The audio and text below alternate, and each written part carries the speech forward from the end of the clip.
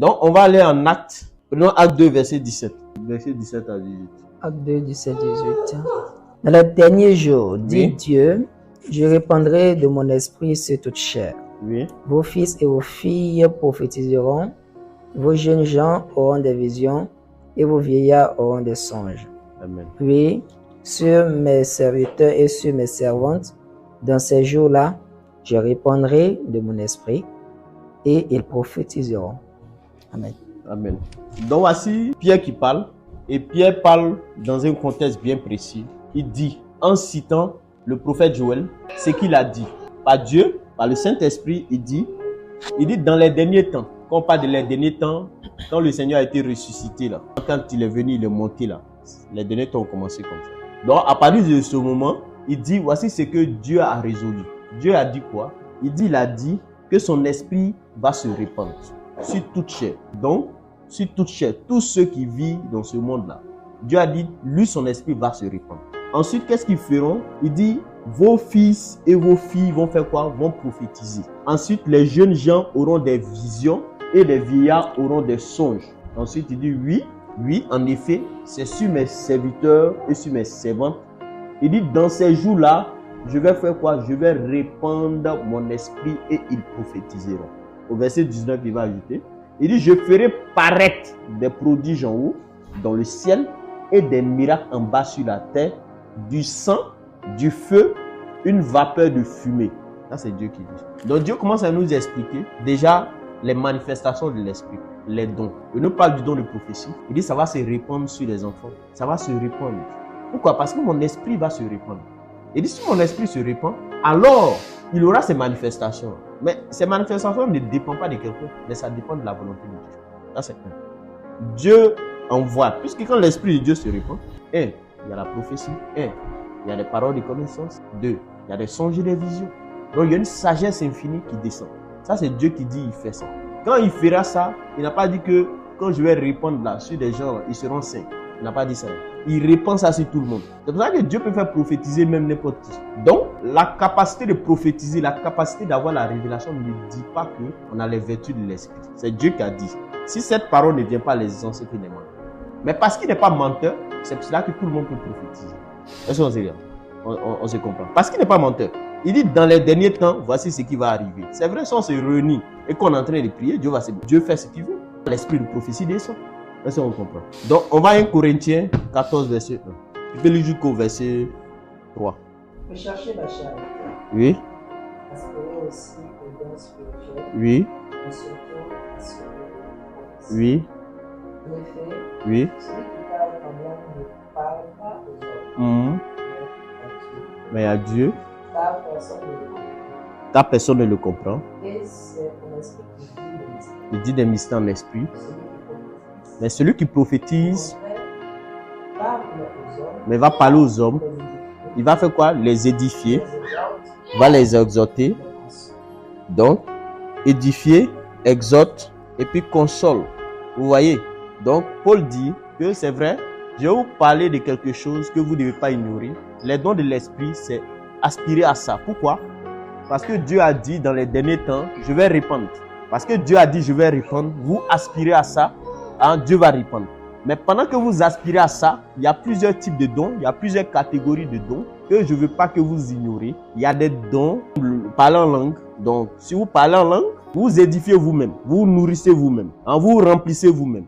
Vous remplissez vous-même d'une sagesse qui vient de la bouche de Dieu. Mais je veux que vous ne soyez pas plutôt ignorants. Aspirez au don de prophétie. Pourquoi? Parce que le don de prophétie, celui qui prophétise, parle aux hommes. Donc, le langage, c'est un langage de Dieu, il s'adresse aux hommes parce que des hommes ont des problèmes réels. Mais celui qui parle en langue, lui, il est porté vers le ciel. Il est porté vers la communion avec l'esprit. Donc, ce qui va sortir, c'est un langage ou un verbe qui va sortir de la bouche de l'esprit qui va rentrer dans lui. Donc, il s'édifie lui-même. Mais celui qui prophétise, il s'intéresse aux hommes, il s'intéresse à la résolution des problèmes des hommes, problèmes réels. Cas pratique, c'est réel. On comprend son dialecte parce qu'il s'adresse aux hommes, il connaît leur réalité, il connaît leurs problèmes. Mais sachez que si vous aspirez au don de prophétie, sachez que la prophétie vient faire quoi?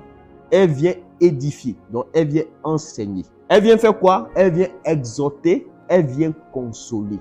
quelqu'un est dans la tristesse, la prophétie va sortir pour venir consoler. Parce que quand l'Esprit de Dieu va se répandre, Dieu va sentir les souffrances de quelqu'un, une parole va se relâcher, et puis la parole va venir encourager. Dieu va encourager quelqu'un qui traverse les difficultés, ou bien quelqu'un qui a demeuré persévérant dans la foi. Dieu va enseigner, il va enseigner.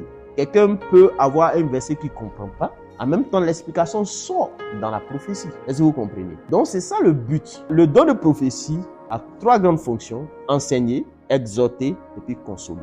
Donc, si une prophétie ne va pas dans ces 3 fonctions, dans ces 3 aspects-là, cette prophétie-là ne vient pas de la bouche du Seigneur. Parce qu'une prophétie qui vient dans la bouche du Seigneur, elle doit édifier, ou bien elle doit exhorter, ou bien elle doit consoler. Est-ce que vous comprenez? Ça, c'est le but. Ça, c'est quand Dieu parle, c'est ça. Il s'adresse à son peuple. Il s'adresse à des gens, il connaît leurs problèmes réels. C'est ça. Donc, une prophétie ne doit pas être mystérieuse. On s'adresse à des hommes. Quand il dit il s'adresse à des hommes, c'est pas que c'est à des hommes. On prophétise. Si Dieu voulait que tu prophétisais sur les esprits, là, il t'envoie au ciel, tu as prophétisé sur les anges. Mais parce qu'il veut que ce soit les hommes, alors il connaît leurs problèmes réels. Il sait ce qu'ils traversent. Il connaît la vie que les hommes vivent. Et puis Dieu s'intéresse. Donc, Dieu s'intéresse à la vie des hommes. Il s'intéresse à la vie de la société. Il s'intéresse à la vie des hommes, à la vie de la société. Dieu, c'est ça. C'est pour cela, le don de prophétie fera ces 3 fonctions. C'est bon? Faut lire le verset 31. Lis le 29 à 31. Pour ce qui est des prophètes. Pour ce qui est des prophètes. Que 2 ou 3 parlent. Que 2 ou 3 parlent. Et que les autres jugent. Et que les autres jugent. Et si un autre est assis à une révélation. Et si un autre est assis à une révélation, que le premier se taise. Car vous pouvez tous prophétiser successivement, afin que tout soit comment? Instruit, et tout soit exhorté. On a dit que la prophétie avait 3 fonctions. Édifier, n'est-ce pas? Quand on dit édifier, c'est instruire. Exhorter et puis consoler. Paul dit, pour ce qui concerne les prophètes, donc vous les prophètes, je vous parle maintenant, ne soyez pas ignorants. Si vous voulez prophétiser, voici comment on se comporte. Il dit qu'un prophétise, que les autres jugent. Donc, on peut prophétiser et se tromper. C'est pour cela qu'il parle de les autres n'ont qu'à juger. Parce que les autres peuvent évaluer aussi l'esprit. On peut être animé aussi d'un esprit. C'est pas méchant, l'esprit ils sont collants. Hein? Celui qui pense qu'un esprit, l'esprit c'est comme cela. Lui, il est collant. Il dit le but de Satan, il y a 3 personnes, on ne peut pas mentir. Il a commencé ça, il dit il y a 3 personnes à qui on ne peut pas mentir. On ne peut pas se mentir soi-même, on ne peut pas mentir au Saint-Esprit, et puis on ne peut pas mentir à Satan. Dieu a tellement fait les choses logiques. Quand on se lève là, on sait dans quel camp on est. Nous-mêmes, on sait. Donc c'est pour cela, chaque jour, il faut qu'on s'évalue. Le Saint-Esprit, on peut pas mentir parce que sa parole est devant nous. Nous, on peut pas se mentir parce qu'on connaît notre intimité personnelle avec Dieu. Moi, je peux me cacher pour faire les choses. Qui me voit? C'est moi seul qui sais. C'est moi seul qui sais ce qui est fait. Et puis c'est Dieu aussi qui sait ce qu'il fait parce qu'il me voit. Satan aussi me voit. Donc il y a 3 personnes à qui il ne peut pas mentir. Mais à vous, il peut vous mentir. Il peut paraître trop spirituel. Hein? Il peut paraître trop spirituel. Donc il y a 3 personnes à qui il ne peut pas mentir. Donc Paul dit pour ce qui concerne les prophètes, vous les prophètes maintenant, c'est vrai, il a parlé de la fonction de prophétie. J'ai parlé de comment la prophétie doit être. Il dit la prophétie doit être là pour instruire, pour exhorter, pour consoler. Mais vous les prophètes, soyez pas ignorants. Si vous êtes en train de prophétiser, qu'un prophétise et puis les autres là, jugez. C'est votre fonction de juger la prophétie. De regarder aussi, d'examiner. Est-ce que tu reçois pareil? C'est ça. C'est parce que dans un mécanisme de prophétie, ce que Dieu fait, donc Dieu fait prophétiser un. Il convainc les autres parce que les autres aussi reçoivent. Si les autres n'ont pas reçu, on s'assoit maintenant, on analyse. Il faut qu'on analyse. Il faut qu'on dise. Maintenant, si on analyse, qu'on dit ça, c'est pas de Dieu. Il n'y a pas à se fâcher pour quelque chose. Parce que tu as reçu quelque chose à ta pensée. Est-ce que tu as reçu dans ta pensée? Mais quand tu reçois où? C'est dans ta pensée, non? Mais tu peux recevoir quelque chose dans ta pensée. Et puis, souvent, la manière de dire, tu peux mal dire. Comme tu peux recevoir quelque chose, bon, ta pensée peut te faire recevoir quelque chose aussi. Donc, c'est bon qu'on analyse, on regarde, on dit. Parce que ça nous permet de marcher dans la lumière. On est des enfants de lumière, il faut qu'on examine les choses selon la parole de Dieu. C'est ça. C'est pour ça que Dieu nous fait écrire ces choses-là. Il vous a dit, Paul dit, il dit, si vous marchez du moins inébranlable selon la foi, il dit, selon l'évangile dont j'ai été fait ministre. Si vraiment on croit que c'est lui qui a été fait apôtre des incirconcis, il faut qu'on examine ce qu'il a dit des prophètes. Il dit des prophètes que Dieu est un Dieu d'ordre. Donc, l'esprit de prophétie est soumis au prophète. Donc Dieu là, c'est pas que Dieu, à la différence des esprits, vous voyez les esprits hantent. C'est-à-dire que tu n'as pas de mot à dire lorsque c'est Satan. Mais Dieu t'a un mot à dire. C'est pour ça que moi, je peux recevoir quelque chose, je peux ne pas dire. Dieu ne peut pas tomber sur moi pour me frapper. Non, non, non. L'esprit de Dieu collabore. C'est ce que Paul est en train d'expliquer. L'esprit de Dieu collabore. On peut recevoir. C'est pour ça, après, quand il va continuer ses épîtres, il va dire que si quelqu'un croit qu'il est prophète, ou du moins inspiré, qu'il reconnaisse que ce qu'on dit est vrai. Hein? Donc un prophète va venir changer la doctrine. Jamais. C'est une des fonctions que Paul prend pour identifier. Il dit, si un prophète, quelqu'un dit qu'il est prophète, ou qu'il parle en qualité de prophète, que du moins, il reconnaît que ce qu'on a dit est vrai. Qu'est-ce qu'ils ont dit? On va regarder. On va regarder pour examiner. On va en Actes 15, verset 32. Jude et Silas. Donc, voici deux prophètes. Il y a Jude et Silas. Ils exhortaient et les fortifiaient par plusieurs. Voici deux prophètes, Jude et Silas. Voici la fonction que Paul a expliqué du prophète là. Il, les prophètes devaient faire quoi? Édifier, consoler, exhorter. Mais on dit, voici deux prophètes, Jude et Silas. Ils faisaient quoi? Ils exhortaient et les fortifiaient. Fortifier, c'est quoi? C'est quelqu'un qui traverse des événements et puis voilà, c'est une consolation en réalité. Hein? Et fortifier quelqu'un, c'est ça. Donc Jude et Silas, ayant compris qu'ils sont appelés prophètes de la nouvelle alliance. Ces deux prophètes, il y a beaucoup de prophètes dans la nouvelle alliance. Hein? Dieu a suscité. Voici deux prophètes qui travaillaient ensemble. Deux prophètes qui travaillaient ensemble. L'un ne disait pas que je suis le plus grand que l'autre. Ils travaillaient ensemble. Ils ne sont pas séparés pour dire que si ici avec l'autre, il va être mon ministère. C'est deux prophètes qui travaillaient ensemble. C'est pour ça de nos jours, quand vous voulez analyser la parole avec des exemples et puis regardez. Quand vous allez regarder, ça va vous aider à discerner. Il ne dit pas que si ici il y a Jude là, Jude va beaucoup prophétiser que moi. Et puis ils ne vont pas me voir. C'est deux prophètes qui étaient ensemble. Ils encourageaient par de longs discours. Ils encourageaient, ils fortifiaient. Jude et Silas. Deux prophètes. Là, ça on se comprend. C'est deux prophètes. On voit ça dans la nouvelle alliance. Deux prophètes. C'est bon? Faut lire à partir du verset 14. 15 heures. Homme frère. Écoutez-moi. Simon a raconté comment Dieu a d'abord jeté la grâce sur les nations. Ah. Ainsi que nous un peuple porta son nom. Oui. Et avec cela s'accorde les paroles des prophètes selon qui Après cela, je reviendrai. Et je lèverai. Et sachez que la temps que vous avez, oui. j'en lui parlerai. La nuit m'a fait de la révélation. Afin que le reste des hommes m'en cherchent aussi. Ainsi que toutes les nations sur lesquelles mon nom est élevé. Oui. Dit le Seigneur qui fait ces choses. Oui. Et à qui elles sont connues de toute éternité. Oui. On va continuer. C'est pourquoi je suis d'avis qu'on ne crée pas de difficultés à ceux des païens qui se convertissent à Dieu. Et qu'on leur écrive de s'abstenir de suivre des idoles, de l'impudicité, des animaux étouffés et du sang. C'est bon, on peut s'arrêter là. Donc, regarde. Voici des gars qui se sont réunis dans le même contexte. Il a pris les paroles des prophètes de l'Ancien Testament pour expliquer que, parce que quand Paul est venu, si vous regardez dans le contexte, il a expliqué combien de fois Dieu l'avait utilisé au milieu des païens. Combien de fois Dieu l'avait utilisé au milieu des païens. Les païens, ce n'est pas les juifs. C'est les gentils, c'est ceux qui n'étaient pas juifs. Les grecs, tous ceux qui sont aux environs, à qui l'évangile a été adressé aussi. Donc eux là, Paul vient parce que lui, c'est vers eux que Dieu les a envoyés. Il vient expliquer, et en effet, c'est vrai, le Saint-Esprit dont tu parles, il a travaillé avec moi au milieu des païens. Donc il vient rendre compte aux apôtres aussi. Bien vrai qu'il était apôtre des incirconcis, mais il venait aussi au milieu d'eux. Il ne disait pas aussi que, bon, il est ici apôtre, moi il m'en va là-bas, hein, je n'ai pas le compte à rendre aux autres. Il venait rendre compte. Donc quand il vient rendre compte parce que lui-même souvent il parle des apôtres Simon et Jacques comme des colonnes. On dit que c'est vraiment, ils étaient des anciens. Il reconnaît qu'ils étaient des anciens. Donc, il venait leur rendre témoignage et puis dit, en effet, c'est vrai, le Seigneur là, il a travaillé dans mes mains. Et donc maintenant, ça a créé des tumultes au milieu d'eux parce qu'il y a des gens, les païens. Bien vrai que le Seigneur aussi avait travaillé les païens.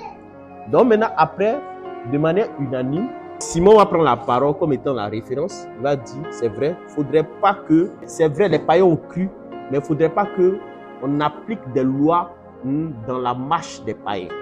Parce que le but, vous vous rappelez, quand les Juifs, là, eux, ils avaient la tradition des anciens. Donc, eux, ils avaient comment leurs parents marchaient. Donc, même quand ils venaient prier Jésus, là, ils vont t'inculquer leurs lois, leur mode de fonctionnement. C'est-à-dire que les gens vont vouloir que tu sois juif. On va dire non, ne faisons pas ça aux païens. On ne va pas mettre encore une autre jouk sur leur vie. Mais voici ce qu'on va dire aux païens. Il faut lire cette partie-là. Ils doivent faire quoi? Ils doivent se priver de quoi? Je suis David. On ne va pas les créer des difficultés. Donc, on va les laisser vivre vraiment leur marche là. C'est ceux qui se convertissent à Dieu. Mais qu'on les écrive. Ils doivent s'abstenir de quoi? De souiller des idoles, de l'impudicité, des animaux étouffés et du sang. Donc, des souiller des idoles.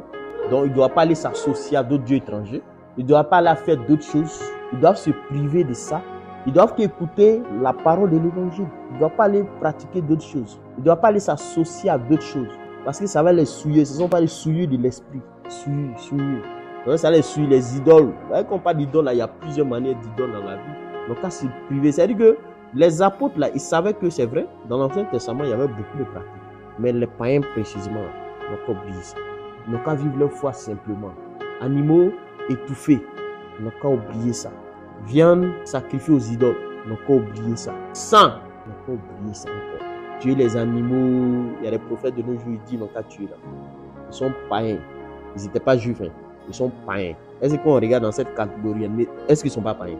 Ils sont les païens convertis. Mais eux se lèvent. Ils disent, ils vont aller sacrifier moutons parce que Dieu les a appelés. Ça veut dire qu'ils désobéissent. Est-ce qu'ils ne désobéissent pas à cette parole de Pierre? C'est un conseil des apôtres réunis. On dit apôtres là, ce n'est pas Jésus qui vient, c'est Jésus qui les a donné le mandat. Donc eux peuvent décider. C'est la doctrine. Eux posent la base de la doctrine.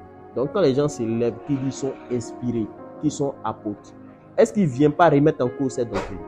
Paul dit si quelqu'un dit qu'il est prophète, il ne remet pas en cause. S'il dit qu'il est inspiré, du moins par le Saint-Esprit, qu'il ne le remet pas en cause. Mais si quelqu'un vient remettre en cause, est-il animé par quel esprit? Est-il animé par l'esprit des apôtres? Soyons sérieux, est-ce qu'il est animé par l'esprit des apôtres? Il n'est pas animé par l'esprit des apôtres. Il n'est pas animé par les esprits des apôtres. Donc c'est pour ça que quand nous, on a reçu la grâce, il faut qu'on identifie des éléments dans l'écriture qui peuvent nous aider à nous approcher de Dieu.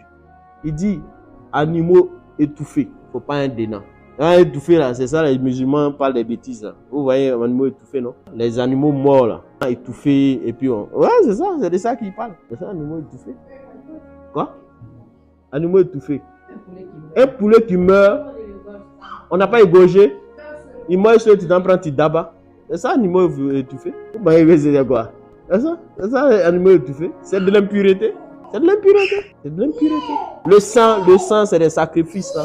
C'est de l'impureté. Il y a un sang qui a été versé. Pourquoi? Parce que les païens faisaient ça. Ils adoraient d'autres dieux où ils égorgeaient les choses. Donc, il faut dire que nous avons arrêté ça. Vous ne pouvez pas venir à Jésus. Non, vous dites qu'il y a un sang qui a été versé.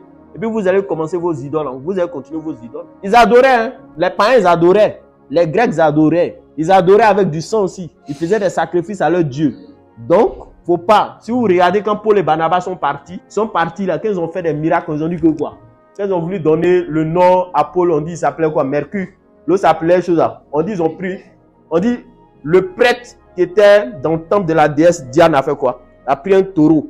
Et puis il est venu donner, donc a tué le taureau pour rendre hommage à la déesse Diane. Non, ça veut dire que les païens faisaient ça. Les païens faisaient ça. C'est ce qu'ils faisaient. Ils faisaient ça. Ils donnaient des sacrifices à leur Dieu. Le sang versait. Mais il y a un sang qui est versé. Un sang qui n'est pas sang des boucs, qui n'est pas sang des brebis. C'est le sang de Jésus. C'est le sang le plus excellent. Donc, on ne peut pas venir, tandis que le sang de Jésus est versé. Et puis, on dit le jour de la Pâque. Les païens d'aujourd'hui qui sont convertis au christianisme, eux vont célébrer la Pâque comme les Juifs. Ça n'a aucun sens. Ça n'a aucun sens. La Pâque juive, là, ce n'est pas notre Pâque. Notre Pâque, c'est Christ. Notre Pâque, c'est Christ. Dans notre Pâque, là, ce n'est pas à nous d'offrir une brebis ni un agneau. Ce n'est pas à nous. Il y a Dieu qui a donné son agneau dans notre Pâque. Dans notre Pâque, c'est Christ. C'est Dieu qui a donné son agneau dans notre Pâque. Maintenant, nous, on va venir dire que comme c'est le jour de la Pâque, je prends un mouton, il dit ici prophète de l'Éternel animé d'un esprit de Belzébuth, il tue, et puis il vient dire ici, prophète, il défend l'Ancien Testament. Il défend quoi? Tu remets en cause les apôtres, tu contredis tout ce qu'ils ont dit. Ah, quand même, on ne fait pas ça. On va poser ta question. Les juifs, ce n'est pas les juifs, on parle de nous. Nous. Les juifs, là, ça ne nous intéresse pas. On parle de nous. Nous, on n'est pas là pour les juifs. C'est pour ça qu'il a commencé l'épître là. Dieu, c'est le Saint-Esprit qui avait parlé, il ne savait pas de quoi il allait parler même. Quand tu as donné le verset, il est sûr de quoi il voulait parler. Parce qu'il m'avait dit la croix, il m'a donné un indice, il m'a dit de parler de la croix. Maintenant, moi aussi, avec mon message, je ne savais pas comment il a introduit la croix dedans. Donc, quand tu as donné le verset là, il a compris que vraiment, c'est la croix qui veut que je parle. Mais la croix est de parler du ministère des prophètes. Vous voyez, je suis sorti un ministère des prophètes. Mais il vient, il m'envoie ce verset en Exode 4, verset 5. Il voit que c'est la croix en fait. Il dit, à quoi encore prophète croix? Donc finalement, il parle de quoi? Mais quand elle donne, il a compris maintenant effectivement que c'est la croix. Il faut qu'on arrive à la dimension de comprendre déjà que nous, on est sous l'apostolat de Paul. Faut pas que, il dit qu'il faudrait pas qu'on perde ça de vue. On est sous l'apostolat de Paul. Il ne faudrait pas qu'on soit de vue. C'est pour ça que tous ceux qui vont venir avec leur doctrine, pour dire faire comme Israël, là, fuyez-les. Tous ceux qui vont venir faire la tradition des anciens, là, fuyez-les. Nous, on n'est pas juifs, hein. On n'est pas juifs. Tous ceux qui vont venir avec des ken lourds. Vous voyez, non? Il ne faudrait pas qu'on fasse quoi aux païens? Hein? Qu'est-ce qu'il a dit? Des difficultés. Donc, ça veut dire qu'on peut rendre l'évangile difficile. Est-ce que vous comprenez? Ça veut dire qu'on peut rendre l'évangile difficile aux gens. Il ne faudrait pas qu'on crée des difficultés aux païens qui se sont convertis. Donc, on peut rendre l'évangile difficile aux gens. Pourquoi on peut rendre l'évangile difficile? Qu'on va leur dire de faire comme nous, notre coutume. Donc, les coutumes rendent l'évangile difficile. Est-ce que vous comprenez? Les coutumes rendent l'évangile difficile. C'est pour ça que Dieu n'aime pas les coutumes. Nous tous, on a différentes coutumes. Tout ce qu'il veut, on n'a qu'à l'adorer selon ce qu'il a dit aux apôtres. Ils vont venir, on va dire enlever au bout d'oreille. On va dire envoyez ça, faites ça, faites ça. Ça, c'est tradition. Ça, c'est tradition. Eux veulent de plus juifs même que les juifs. Eux-mêmes là, eux veulent être plus juifs que les juifs. Israël, ils ont fait ça là. Ils allaient envoyer où? C'est pas le Messie qu'ils ont crucifié. C'est pas ça. Les gens, quand ils voient les gens venir, ils sont plus stricts que les pharisiens. Allez regarder les pharisiens. Si c'est les pharisiens même là, hein, femmes même qui se lèvent même pour parler de Jésus même là, c'est un problème. Femme là, c'est les pharisiens, c'est cuisine. Elle est là-bas, son mari est ici. Ils ne voient pas ça, c'est eux qui sont sur WhatsApp. Ils savent ça là, WhatsApp, tout ça là. Les pharisiens ne sont pas dedans, ils sont dans les montagnes, ils ont prié. Faites ça, faites ça. Ça, vous ne faites pas ça. Hein. Maintenant, c'est pour donner des lois aux gens. Non, il dit que ce n'est pas ça. Et regardons notre espérance. Notre espérance, Dieu a fait grâce. Il nous a suscité quelqu'un comme une colonne, qui est l'apôtre Paul. On a vu comment il s'est comporté, comment l'évangile a été prêché au milieu des païens, comment les païens ont été gagnés. On a vu qu'est-ce qu'il a dit aux païens des faits. Il nous a enseigné l'amour, il nous a enseigné l'abandon, de tout abandonner pour suivre Christ. Il disait aux Thessaloniciens, il dit, j'ai vu combien de fois vous êtes convertis en abandonnant votre Dieu, vos idoles. Et puis vous êtes convertis au Seigneur. Donc, à Thessalonique, qui étaient vraiment des idolâtres, quand ils ont entendu parler de Christ, qu'est-ce qu'ils ont fait? Ils ont abandonné leurs idoles. Ils ont abandonné leur Dieu. Ils ont abandonné tout ce qui était étranger. Ils ont venu à leurs fétiches, tous leurs documents, tout. Ça veut dire que quand Dieu, à un moment donné, vient t'instruire, tout ce que tu as comme pratique, il faut abandonner. C'est dans ça qu'il peut t'instruire. Il y a ce qu'on pense de l'évangile, et puis il y a ce que l'évangile doit être. Le problème des gens, c'est parce que les gens ont voulu faire, c'est-à-dire que quand ils ont commencé, quand Dieu les a appelés, ils ont voulu se séparer de ce que Dieu avait donné aux apôtres. Certains venus sont placés au même titre que les apôtres, les 12. De nos jours, il y a des gens qui se placent au même titre que les 12. Que leur parole doit être la même chose. Il y a d'autres qui viennent dire, mais l'apôtre Paul s'est trompé. L'apôtre Pierre s'est trompé. L'apôtre, c'est parce qu'ils ne connaissent pas ce qu'est un apôtre que tu peux dire qu'ils se sont trompés. Et puis ils se font appeler apôtres. C'est-à-dire les apôtres de nos jours, c'est la continuité du message de Paul. En tout cas, dans nos siècles, là, si c'est un apôtre qui est en Israël, ça c'est les pieds là. Mais de nos jours, là, nous les païens, c'est la continuité du message. On ne vient pas contredire le message. On ne vient pas dire que ce que lui a dit est faux. C'est nous, on a la révélation. Donc Dieu va t'attendre 2001. Combien d'années encore après que ceux-là sont morts? Et puis c'est toi qui as venu corriger l'évangile. Tu as venu dire que c'est toi qui dois baptiser. C'est toi que les gens baptisent. Si toi tu ne baptises pas les gens, tout le monde est égaré. Après aussi, l'esprit qui te parle aussi. Toi-même, il faut prendre la parole et puis t'analyser. On n'a pas besoin de te dire ça. Nous-mêmes, on n'a pas besoin de te parler. Toi-même, après même, il faut t'asseoir. Il faut t'asseoir et puis tu réfléchis. Jésus a dit, il dit, celui qui veut dire qu'il est le plus grand sera l'esclave. Hein? Les gens n'ont pas compris ce verset. En réalité, il est en train de dire, celui qui a le sentiment d'être plus grand, il sera soumis aux démons. Il sera soumis aux démons. Celui qui a le sentiment d'être plus grand sera soumis aux démons. Il ouvre la porte aux démons. Il ouvre la porte aux esprits. Voici deux prophètes, travaillent ensemble ou ne travaillent pas ensemble. Ils exhortaient le peuple ensemble ou ils n'exhortaient pas le peuple. Mais regardez de nos jours, Dieu va lui donner un peu de révélation, c'est fini. Moi aussi, dangereux prophète, je suis dangereux prophète de ceci. Vous êtes mes petits. Dieu dit on va les reconnaître par leurs fruits. Donc tous ceux qui ont ce langage-là, vous savez de qui ils sont. Moi, il ne dit pas. Vous savez de qui ils sont. Allons-y avec notre prophète. On prend le verset 11-28, acte 11-28, 21, 11 et puis 23, 11. L'un d'eux, nommé Agabus, va se lever et il annonça par l'esprit qu'il y aurait une grande famine sur toute la terre. Elle arriva en effet sous Claude. C'est bon? Donc on explique, voici un autre prophète, il s'appelle Agabus dans le Nouveau Testament. Lui il va venir pour informer ce qui va arriver. Pour permettre aux gens aussi de se préparer quand ça va arriver là. Qu'ils aient au fait certains éléments pour se nourrir. C'est sûr Claude, c'est comme si c'était un empereur. Hein, on peut dire que le président actuel, c'est comme si, hein, mais il vient, il parle, on dit, il annonçait par qui? Par l'esprit. Par l'esprit. C'est par l'esprit qu'il annonçait quelque chose qui doit arriver. C'est un prophète, il s'appelle Agabus. On dit, ce qu'il a dit, c'est arrivé, non? Je vais vous montrer un exemple de prophète. Il n'était pas aussi séparé. Vas-y, 21. Oh. Il n'était pas séparé des autres. Hein. Voilà, il travaillait avec les autres. C'est pour cela, c'est ce qu'il veut vous montrer. 21, 11. Oui. Il travaillait avec les autres. C'est pour ça qu'il veut vous montrer qu'Agabus n'était pas aussi séparé des autres. Et vint nous trouver. Hein? Et prit la ceinture de Paul. Bon, monte un peu pour qu'on sache que c'est Agabus, quoi. Il avait 4 filles vierges. Il y avait 4 filles vierges. Qui prophétisaient.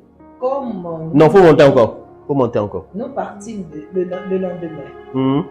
Et nous arrivâmes à Césarée. Donc ils arrivent à Césarée. Étant entrés dans la maison de Philippe. Donc ils vont rentrer dans la maison de Philippe, l'évangéliste. Qui était l'un des 7. Nous logeâmes chez lui. Faut t'arrêter là. On dit Philippe l'évangéliste qui était l'un des 7. Qui étaient les 7? Vous voyez, quand les apôtres, ils avaient prié à un moment donné, quand des gens, il y avait des tumultes au milieu de peuples où les veuves des Juifs et les veuves des Hélénites avaient des problèmes de distribution des biens. Là. Ils avaient choisi 7 personnes. Ils avaient choisi 7 personnes à qui ils avaient imposé la main, qui étaient remplies du Saint-Esprit. Parmi les 7 là, on les avait donné le ministère de diacre, n'est-ce pas? Il y avait ce Philippe là-dedans. C'est pour ça qu'on dit l'un des 7. Pour dire c'est de qui il s'agit. Est-ce que tu vois? Les 7, ce n'était pas n'importe qui. C'est pour ça qu'il témoigne que c'est l'un des 7. Parmi les 7, on a vu qu'il y avait Barnabas, n'est-ce pas? Il y avait Étienne. Hein? Il y avait Nicolas. Ensuite, il y avait ce gars Philippe là. C'est pour cela qu'on insiste un des 7. L'un des 7, parce que c'était les 7 qu'ils avaient choisis, à qui ils avaient imposé la main, qui était plein du Saint-Esprit. C'est pour ça qu'on insiste sur ça. Un des 7. Hein? Parce qu'on les connaissait. On savait c'était qui. Quand on dit un des 7, on sait c'est qui. Et puis Isabelle, c'est le même ministère aussi. Si tu veux, ils étaient comme des évangélistes. Hein, ils étaient des évangélistes. Hein, parce que la différence des diacres, en fait, les diacres dont on parle de l'autre côté, et puis les diacres de nos jours, il y a une différence. Hein. Mais un jour, on va analyser ça ensemble. Il y a une différence entre les diacres et puis les diacres de nos jours. Il y a une différence. Tu vois? Mais si vous regardez l'autre là, il a oublié Étienne, vous voyez qu'Étienne est parti annoncer l'évangile. Ce n'est pas en annonçant l'évangile qu'il a été tué. C'est en annonçant l'évangile. Non, Barnabas, lui, il n'a pas chose. Il annonçait l'évangile, il fortifiait, il exhortait. C'est sa fonction, il exhortait. On dit, il était prophète. Il était prophète. Barnabas était prophète. La fonction qu'on leur donne, c'est pour cela qu'il dit que la fonction des diacres dont on parle là, c'est une fonction qu'on les a donnée pour être chargés de distribution des biens parce que c'était des gens intègres, droits. C'est un titre, mais ce n'était pas leur ministère en quelque sorte. C'est ça, c'est le même là. C'est le même. Maintenant, Philippe, là, c'est le même des 7. C'est pour ça qu'on dit l'un des 7. Est-ce qu'on se comprend? C'est pour ça que je veux qu'on soit clair. Quand vous lisez un des 7, ayant l'esprit que c'est les 7 qu'ils avaient choisis. C'est bon? Avance. Il avait 4 filles vierges. Il avait 4 filles vierges qui prophétisaient. Lui, il avait 4 filles chez lui, mais 4 filles vierges qui prophétisaient. On insiste sur ça, ça veut dire que c'est un père responsable qui éduquait ses enfants. C'est ça. C'est ça qu'on insiste sur ça. C'est que sa maison, là, On voit déjà l'image. C'est-à-dire qu'on dit un des 7 pour montrer c'est qui d'abord. C'est pas n'importe qui. Les 7 qu'on a choisis, nous tous on sait que c'est pas n'importe qui. Ça veut dire que si je suis juif, que je suis hellénite, que je suis païen, je peux ne pas avoir confiance aux autres juifs. Mais lui là, nous tous, on s'est mis d'accord puis on les a choisis. Donc on a confiance en lui. Donc ça veut dire que c'était des gens qui n'avaient pas de parti prise. Ils marchaient selon l'esprit. Donc tout le monde les aimait. Que tu sois juif ou que tu sois non juif ou, nous tous on les aime. Parce qu'on sait qu'ils sont bien. Vous voyez Barnabas, quand Paul est parti, quand Paul est venu, on dit qu'il partait exhorter, encourager. Vous voyez, c'était sa fonction de prophète là. Hein? Paul l'a dit. Sa fonction là qu'il essayait de mettre en application. Ensuite, comme nous étions là depuis plusieurs jours. Comme nous étions là depuis plusieurs jours, donc ils étaient là depuis plusieurs jours. Un prophète nommé Agabus descendit de Chypre. Donc Agabus aussi, il va venir vers eux. Et vint nous trouver. Donc il vient les trouver. Il prit la ceinture de Paul. Il prit la ceinture de Paul. Se lia les pieds et donc les mains. Agabus va se lier les pieds et la main. Et dit. Et puis il va dire. Voici ce que déclare le Saint-Esprit. L'homme à qui appartient cette ceinture. Les Juifs le lieront. Les Juifs vont le lier à Jérusalem. Et le livreront entre les mains des païens. Ok. Donc voici Agabus. Non. Voici Agabus qui est là. Il a entendu que les apôtres sont là. Lui aussi, il vient vers eux aussi. Il vient aussi vers eux. Si c'est de nos jours. C'est pas possible. Hein? Peut-être que tu as parti le voir. C'est un staff qui sera réuni au devant de toi avant de l'atteindre. Ah, c'est ça. Et que lui, il est roi. Voilà Agabus qui est là. C'est-à-dire que si eux prophétisaient comme Agabus là, c'est qu'on ne peut plus les attraper dans ce monde. Si eux prophétisaient comme Agabus, c'est qu'on ne peut plus. C'était pas n'importe qui. C'était pas n'importe qui. Mais il se déplace. Il vient. C'est pour ça qu'il dit que souvent les gens pensent qu'ils ont plus. C'est-à-dire que non, quand il serait élevé, les gens, on ne veut pas que les gens aient plus accès à toi. C'est quoi ça? Vous pensez que vous êtes prêché que Paul? Vous pensez que vous avez répandu l'évangile que Paul? Vous êtes parti en Arabie. Si vous êtes garçon, allez en Arabie annoncer l'évangile. Il n'y a pas à Abidjan ici que vous allez annoncer l'évangile. En Côte d'Ivoire, vous allez vous jouer les dangers. Partez là-bas. Où on les lit et puis on les frappe là. Où on lit le Gandhi, ils vont les livrer là. C'est là on dit garçon. C'est là on dit quelqu'un aime Jésus. C'est pas venir micro, on fait les cannes et puis on commence à chanter. On dit non, on est serviteur de Jésus. Serviteur de Jésus, c'est dans la souffrance. Hein? C'est dans la souffrance. Vous voyez? On dit celui à qui appartient ces ceintures, ils vont faire quoi? Les Juifs vont faire quoi? Ils vont le lier. L'évangile est facile. L'évangile est facile. C'est un apôtre, hein? Apôtre de Jésus-Christ. Par qui nous, on a été sauvés. Regardez votre apôtre. Les petits choses arrivent dans votre vie, vous maudissez Dieu. Les petits choses arrivent dans votre vie, c'est fini. Hein? Le Seigneur n'existe pas. Non, si Dieu existait, il est trop bon. Pourquoi ça m'arrive? Dieu est trop bon. Qui vous a dit que... En fait, le problème, c'est que la définition de bon qu'on a de Dieu là, hein? C'est pas cette définition que Dieu est. La définition de bon, c'est nous on pense que bon, c'est tout ce qui est positif. Voici un apôtre. Voilà annoncer Jésus. Voilà parler de Jésus qui sauve. Ils vont me lier. C'est-à-dire que toi-même pour ta propre vie, pour ne pas que tu es en enfer, moi je viens te parler de ça. Et puis tu vas m'attacher. Tu vas me lier. Tu vas me frapper. Ils vont mettre Paul en prison. Si vous lisez, après, il va durer en prison. Le Seigneur m'a dit qu'il va sortir, mais il va durer en prison. Il y a des gens qui seront en prison, on dit qu'ils vont sortir parce que c'est demain qu'ils vont sortir. Il a fait prison. Il a fait prison. La durée en prison.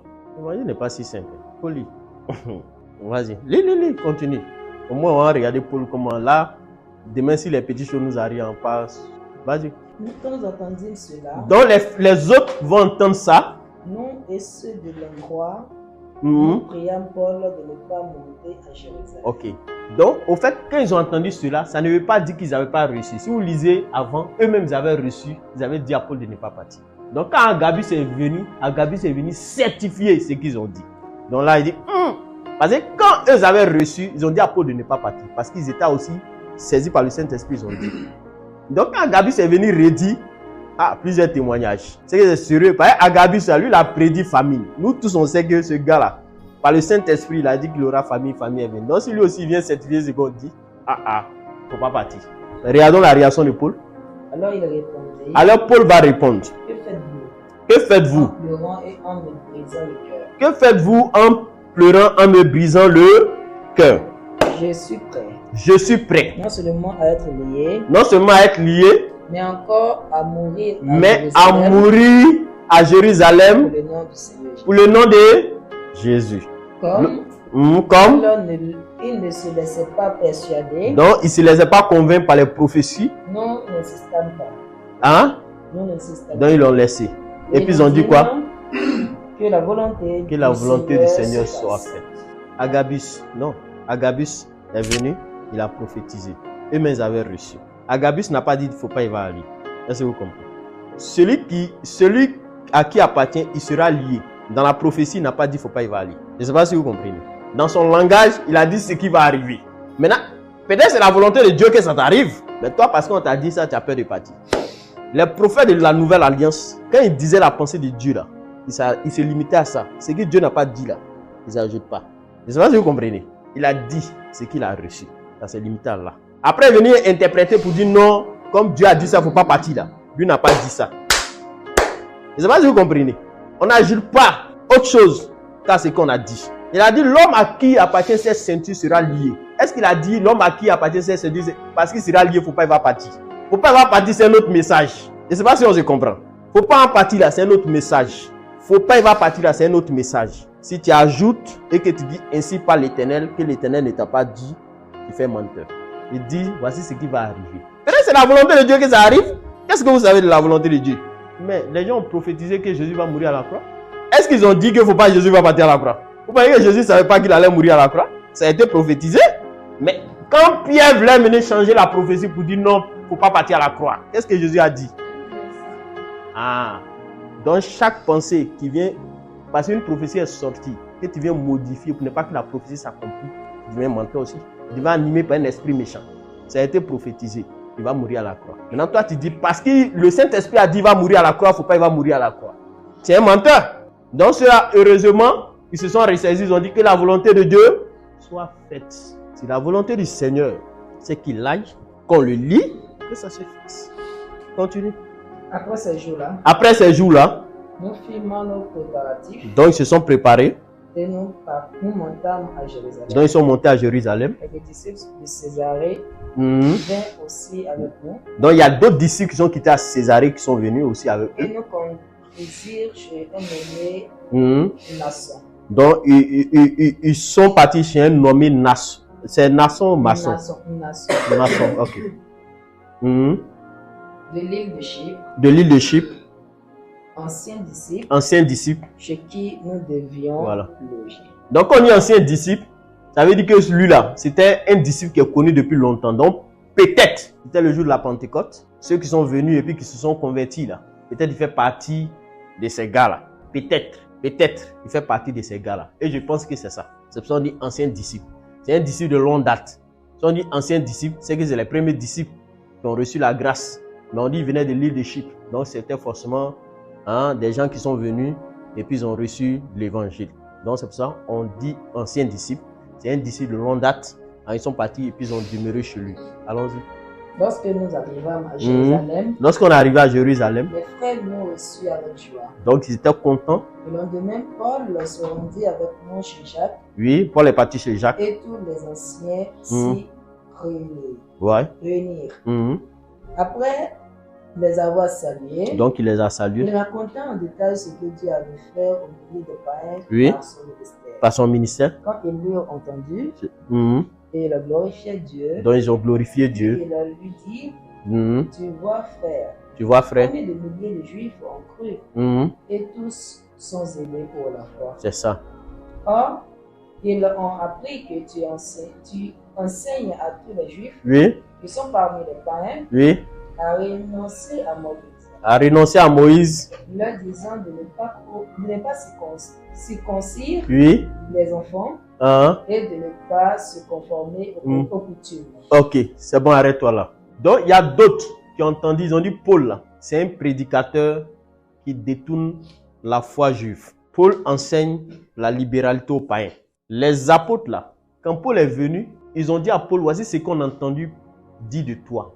Ils n'ont pas dit Paul, tu es un fou. De nos jours, quelqu'un se lève l'apôtre là-bas, l'autre apôtre là, il prêche.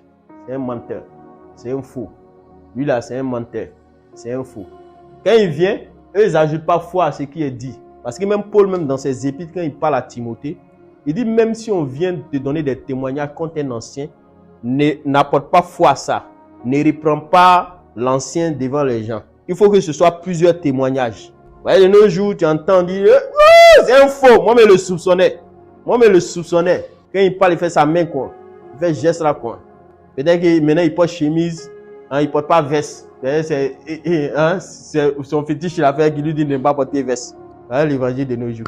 Mais quand ils l'ont appelé, ils ont dit, voici Paul, toi tu enseignes des choses aux païens, mais on a appris que tu ne veux pas qu'ils fassent comme les Juifs. On donne conseil. Que faire donc? Que faire donc? Sans aucun doute, la multitude se rassemblera, car on saura que tu es venu. Donc ils vont se rassembler, ils vont dire que tu es venu. C'est pourquoi fais ce que nous allons te dire. Fais ce que nous allons te dire. Ce que tu fais là, on ne dit pas que c'est mauvais, c'est vrai. Mais fais ce que nous, on va te dire aussi. On est avec toi. On connaît dans la pensée que Dieu travaille avec toi. On sait que ce que tu fais, c'est vrai. On sait que c'est chose. Mais fais ce qu'on te dit. Ok, vas-y. Il y a parmi nous 4 hommes. Il y a parmi nous 4 hommes qui ont fait un vœu. Qui ont fait un vœu. Prends-les avec toi. Pour prendre ces gars-là avec toi. Purifie-toi. Purifie-toi avec eux. Pourquoi ils devaient se purifier? Donc ils n'étaient pas purs. Pourquoi il devait se purifier? Non, il n'était pas pur. L'apôtre Paul n'était pas pur. Parce qu'il était quitté vers les païens pour annoncer l'évangile. Donc, il devait, selon leurs coutumes, il devait se purifier. Parce qu'il venait chez des païens. Il venait de les annoncer l'évangile. Donc, pour les Juifs, n'est pas pur. Donc, fais comme tu es impur. Purifie-toi.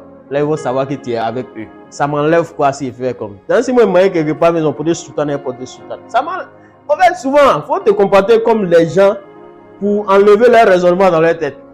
Même quelqu'un il dit on fait quand il fait, ça va rien m'enlever. Parce que Dieu sait que c'est de lui. Ça va rien m'enlever. Tout ce qu'on dit, c'est que tous les gars qui font des jours étrangers, ils n'ont qu'à abandonner ça. Mais d'autres ne vont pas comprendre. Si tu ne fais pas ça, ils vont blasphémer contre Dieu même. Donc c'est même quand tu t'en vas, même un jour, si Dieu te dit d'aller faire communion, tu as voulu prendre tes boucles d'oreilles. Tu allais faire péché au fait. Tu allais faire péché. Parce qu'ils ne connaissent rien de l'évangile. Ils ne savent pas qu'ils ont été des païens qui ont été convertis et veulent se comporter comme les Juifs. Ils peuvent comprendre qu'un Juif vient me dire ça. Mais toi, tu es païen, à qui pour les partir rendre visite, on dit l'impur. Et puis aujourd'hui, tu as venu te rendre pur. Tu penses que les Juifs vont t'accepter parce que tu as judaïsé? Mais si tu es en Israël, ils vont te voir impur. Hein. Ça ne va jamais changer dans leur tête.